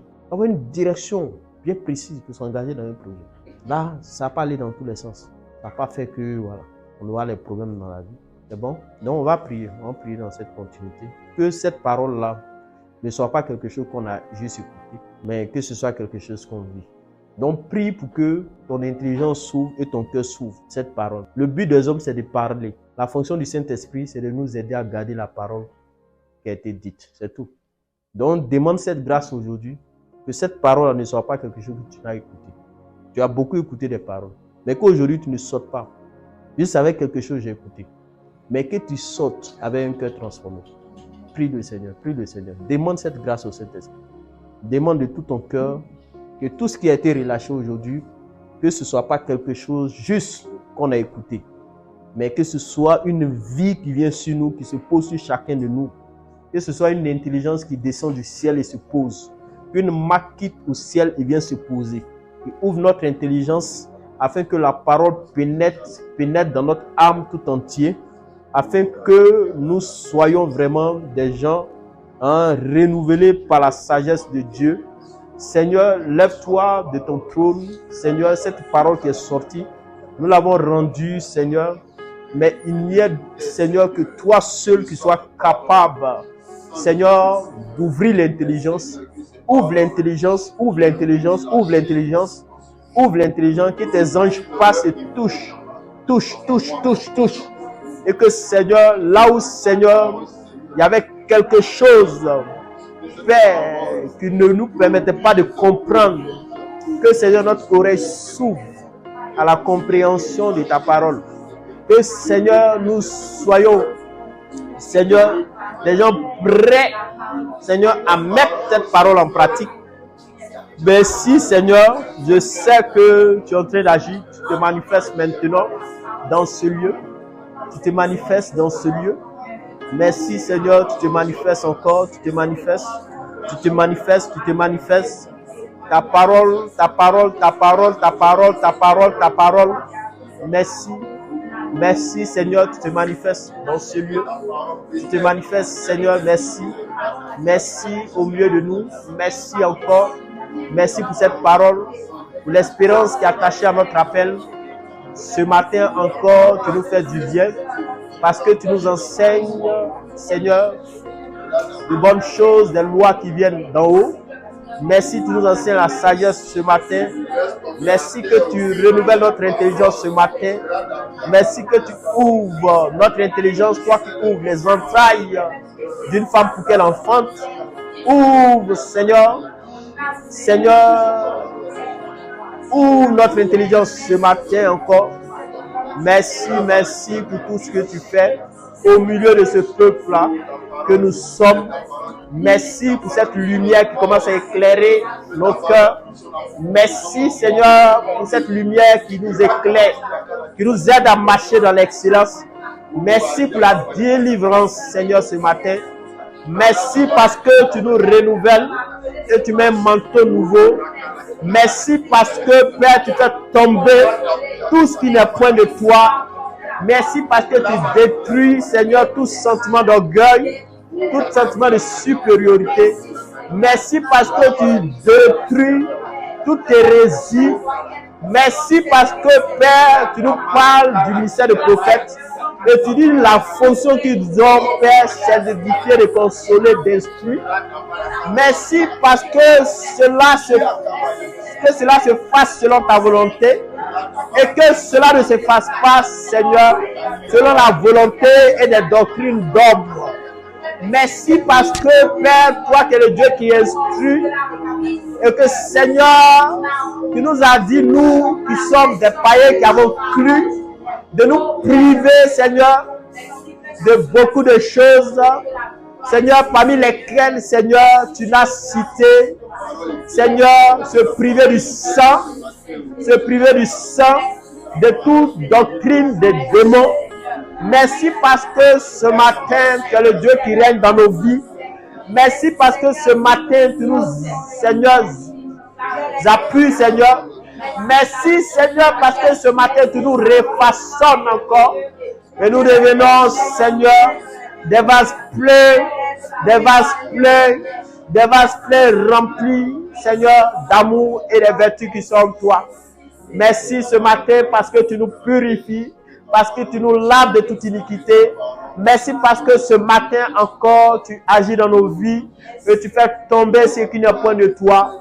Merci parce que ce matin encore, tu nous fais, Seigneur, et que nous allons grandissant de ce monde, Seigneur, et que nous allons, Seigneur, et que par nos fruits, nos vertus, que les gens, Seigneur, t'adorent, et les gens voient, Seigneur, ce à quoi tu nous as appelés, et glorifient ton nom. Notre Père qui est aux cieux, que ton règne vienne dans ce lieu, et que ta volonté soit faite, Seigneur, comme elle a été toujours faite, Seigneur. Et que, Seigneur, cette volonté, Seigneur, se fasse dans nos vies. Et, Seigneur, que personne ne conteste, Seigneur, à ta volonté. Et que tu sois le Dieu de notre vie, Seigneur. Et qu'en toute chose, tu sois glorifié. Qu'en tout lieu, tu sois glorifié. Que lorsque nous allons n'importe où, que nous portons cette vie dans le nom puissant de Jésus. Merci, nous prions afin que ta main et ta grâce soient sur nous. Que nous te bénissons dans le nom puissant de Jésus. Amen.